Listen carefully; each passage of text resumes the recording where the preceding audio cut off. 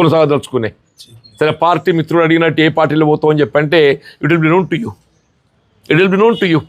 రేపు 20వ తారీఖు రాజీనామా ఎట్లేదు మీకు తెలియజెప్పి చేయబోతున్నానో అది కూడా మీకు తెలియజెప్పి చేస్తాను. ఎస్ ఐ సైడ్ ఆయన అభిమానించి వచ్చిండని చెప్పంటున్నాను కదండి. పరిష్కారం దొరకని సమస్యను అధిష్టానం ముందు పెట్టి మీరు రాజకీయం అంటే పార్టీ నుంచి వెళ్ళిపోవాలని డిసైడ్ అయినట్టు అనిపిస్తుంది. ఇప్పుడు బేసిక్గా దేర్ ఆర్ సర్టెన్ ఐడియాలజీసే Congress party is not expected to compromise. This డిఫెక్షన్సే are also such.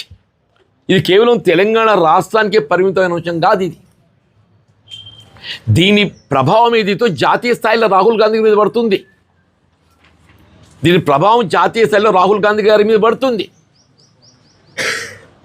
Rahul Gandhi గారు ఏదైతుందో పాంచ్ న్యాయ్ అందరినీ రాజకీయ పార్టీలు వేరు వల్ల రాహుల్ గాంధీ గారి యొక్క నాయకత్వంలో కాంగ్రెస్ పార్టీ వేరని చెప్పండి. దాన్ని విస్మరించి మరి